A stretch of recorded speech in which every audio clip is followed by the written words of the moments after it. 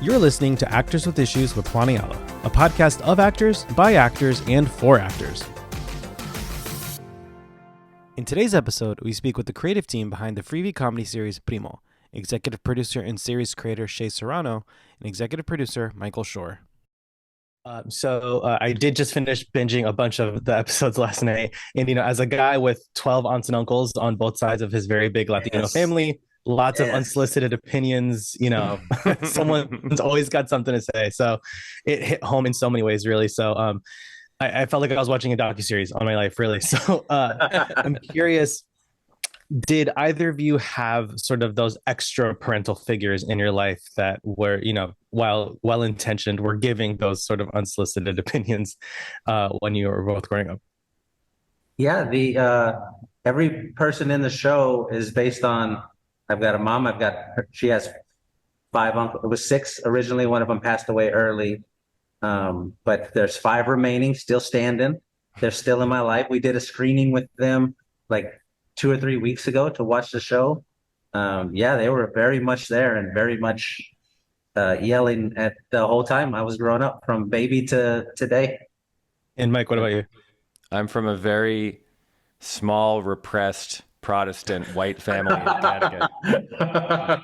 Nobody gets in anybody's business. Everyone's very polite and repressed and keeps themselves. And we all just forge through the cold winters and grim nods at each other. And how are you doing? You're doing all right? Okay, good. Sounds good. And that's the extent of the meddling in each other's families. So this was all new for me.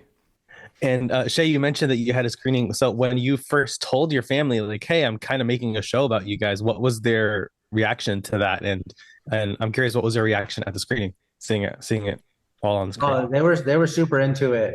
When I told them the first time, hey, this is what I think I'm thinking about doing, because I talked to them before I told the agents or met with Mike or anybody like that, because you don't want to do something like that and then find out later on that they don't want you to do it. You know what I mean? Right. And so I talked to them about it. And the first thing that the real life Uncle Jay said was, you should get Thor to play me. And I was like, all right, this is going to be great. This is going to be great. So they were super encouraging the whole time. They would ask questions. They would how's it, have you found any good actors? What about this person? What about that person? They would just send me the most famous people possible and be like, have you heard of Oscar Isaac? And I'm like, but then when we did the screening, they were in love with it. I was so nervous to show them. I was like, man, I hope that they don't hate this, because that would break my heart.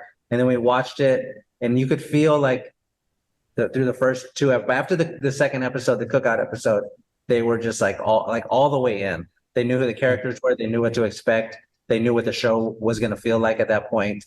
There were moments where I could hear them all laughing. I looked back and one of them was crying. I was like, oh my God, this is awesome. And then we talked about it afterwards, and it was just like, I was explaining to them, like, all that I wanted was when they watched the show to be like, oh man, I had a profound impact on this kid's life, like in the best way possible.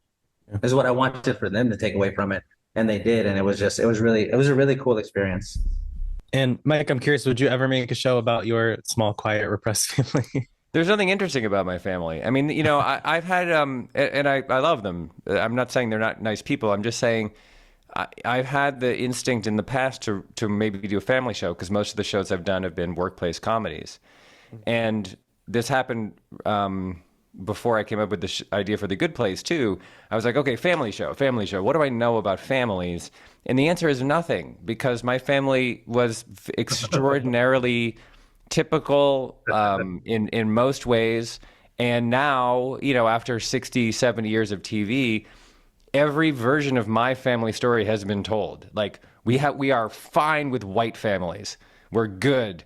We have filled up the coffers of TV history with white families. We've had white upper-class families, white middle-class families, white lower-class families. We've had white families where the parents are divorced, white families where it's a nuclear family, white families of adult siblings, white families of multi-generations. Like, we've told every version of that story. And so I came to this conclusion a long time ago, like, I couldn't authentically write a very interesting family show because it's been covered. The ground is worn down. And so when Shea comes along and his family is a different kind of family with a completely different experience, set in a different place. My half of my family is actually from Texas. So that part of it I related to. Like I spent a lot of time in Houston growing up, and like there is a little, some of the not the cultural stuff, but the like setting was very familiar to me. And the vibe of Houston, the vibe of Southeast Texas is very familiar to me. So that part was like, okay, I connected with him on that. And now I just want to help him tell the authentic version of his family story because it's just more interesting than mine. And it's never been seen before in that shape, you know? You know, with our show being called Actors with Issues, actors are told very many times that they have to be multifaceted.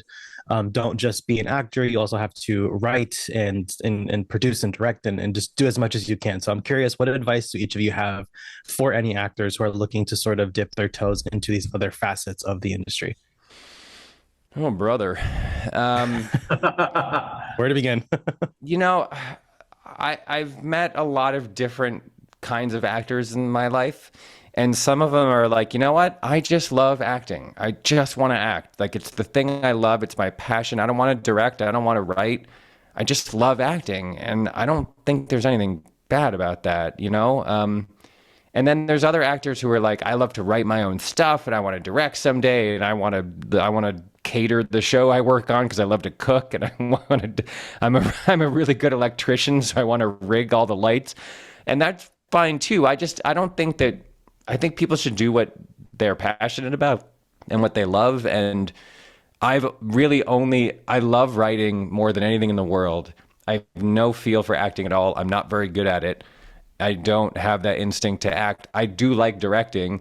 So I tend to 95% write and 5% direct. And that's what works for me. So I don't think anyone should feel like they have to do anything, because if it's not something that they want to do, it's not going to be good anyway, right? Like, if you don't want to write, you can't force yourself to write against your own will. Like, that's not going to work. So do what you love, do what you're passionate about, and just trust that if you do it with love and care and intention, that it will somehow work out. And Shay, what about you? What advice do you have for any actor who maybe wants to explore other parts of the industry?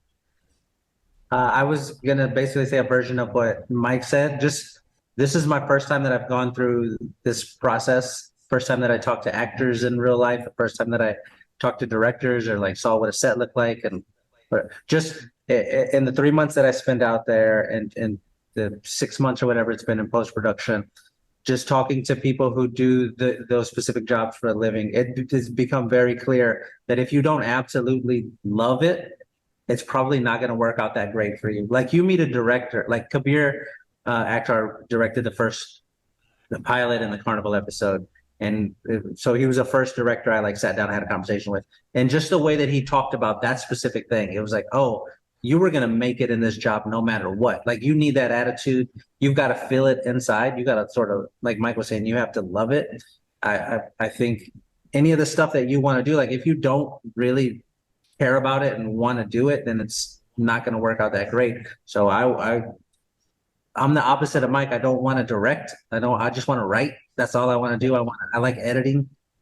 I really only want to do those things. I have no interest in doing the other things. So I would not be very good at those jobs. You know what I mean? I think if you're an actor doing stuff, like, just do the stuff you want to do and do it as well as you can. And, it usually hopefully works out. Awesome. Well, that is our time. So thank you both so much for such a great show and for taking the time to chat with us today. Thank you. All right, Juan. Nice to meet you. Thanks for joining us. Be sure to subscribe to Actors with Issues on Spotify, Apple Podcasts, or wherever you get your podcasts, and visit our YouTube channel for full video interviews. Actors with Issues is executive produced and hosted by Juan Ayala. See you next time.